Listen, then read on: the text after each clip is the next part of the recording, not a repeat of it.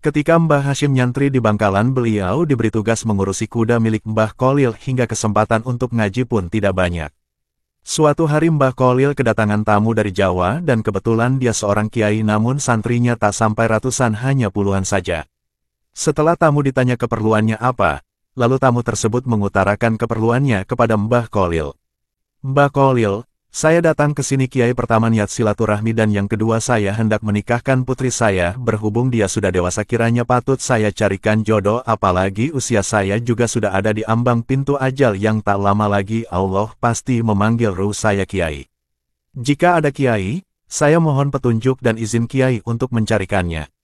Tanpa berpikir panjang Mbah Kholil langsung memanggil Mbah Hashim yang ada di belakang rumah beliau yang sedang ngurusi kuda. Spontan Mbah Hashim yang mendengar suara gurunya memanggil langsung lari tunggang langgang menghadap sang guru. "Iya kiai, jenengan manggil saya?" "Iya." Tanpa banyak tanya lagi Mbah Hashim langsung diam merunduk. Lalu Mbah Kholil berkata kepada tamu beliau, "Ini dia calon menantumu yang akan meneruskan perjuanganmu." Tamu pun terkejut tegang dan tak habis pikir sambil bergumam dalam hatinya, "Masa iya si santri emblasakan seperti ini akan mengurus pesantrenku? Saya tidak yakin bila anak ini banyak ilmunya." Di sisi lain Mbah Hashim pun terkejut pula sambil bergumam dalam hatinya, "Masa iya ya Mbah Kholil tega akan menjodohkan saya dengan putrinya ulama yang begitu mulia dan santrinya banyak nan berwibawa serta alim?"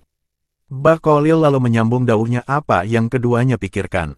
"Sudahlah kamu, tamu, pulang saja dan siapkan selamatannya di rumahmu.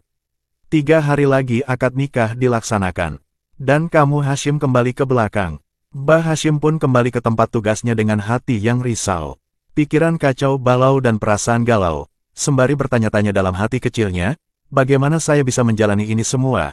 Kenapa guru tidak memberitahu saya sebelumnya atau paling tidak menawarkannya?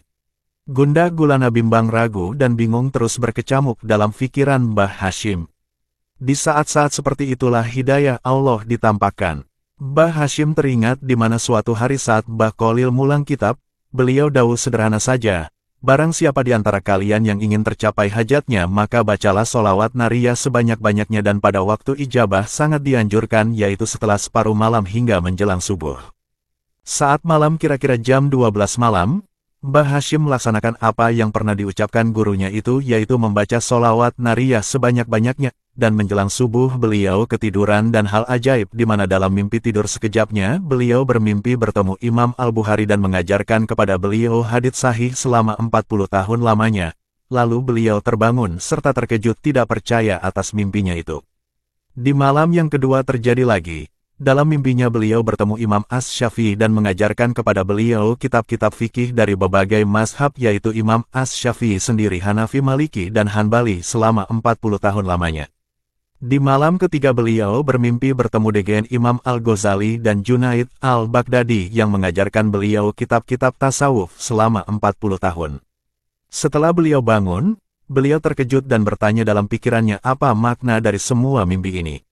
Keesokan harinya beliau hendak bertanya kepada gurunya namun tidak ada kesempatan karena beliau justru disuruh siap-siap berangkat ke rumah calon mertua untuk melangsungkan akad nikah. Lalu keduanya pun berangkat hingga di tempat tujuan langsung dilakukan akad nikah. Selesai itu Mbah Kholil akan pulang ke Bangkalan. Sepatah kata pun tak ada yang keluar terucap dari Mbah Kholil mulai dari Bangkalan hingga sampai di tempat akad pernikahan. Baru Mbah Kholil hendak pulang beliau dawuh kepada Mbah Hashim lalu kepada mertuanya dan disaksikan banyak santri dan tamu undangan. "Hashim jangan nyeleweng-nyeleweng ya. Ibadah ikut yang dicontohkan Nabi melalui ulamanya dan ikutilah ulamanya Allah agar selamat. Allah pasti bersamamu." Kepada mertua Mbah Hashim dikatakan, "Jangan ragu dengan Hashim, dia sudah ngaji 120 tahun lamanya." Mbah Hashim, mertua dan para tamu tidak begitu paham serta kebingungan menafsiri dawuh Mbah Kholil karena mereka pikir ini gak masuk akal kapan ngajinya sampai 120 tahun sementara usia beliau belum sampai 50 tahun. Lalu Mbah Kholil pun balik ke Bangkalan. Esoknya Mbah Hashim diuji mertuanya sembari ingin membuktikan sealim apakah menantunya yang dijagokan gurunya itu. Dan beliau pun dengan agak gugup berada di masjid sementara di tempat yang biasa mertuanya duduk sudah disediakan 2 kitab tafsir dan hadits. Sudah disiapkan ujian membaca kitab. Nah, keajaiban pun dimulai tanpa harus menengok, apalagi memegang kitabnya. Mbah Hashim langsung membaca dengan fasih dan hafal di luar kepala, serta membahasnya laiknya masyayikh yang sudah kenyang dengan segudang ilmu. Tak satu pun ada yang salah. Ustadz dan santri senior yang tidak yakin dengan kemampuan beliau pun menjadi takjub, begitu pula mertuanya yang mengintip dari celah jendela rumahnya pun ikut takjub. Dari hari itu hingga seterusnya Mbah Hashimlah yang molang semua kitab-kitab klasik yang tebal dari berbagai cabang ilmu agama Islam.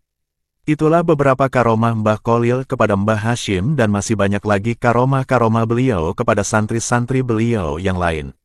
Semoga Allah senantiasa mengalirkan tetesan-tetesan barokah dan manfaat dari beliau-beliau ini kepada kita dan anak cucu kita, sehingga kita tetap berada di jalur Ahlus Sunnah wal Jamaah.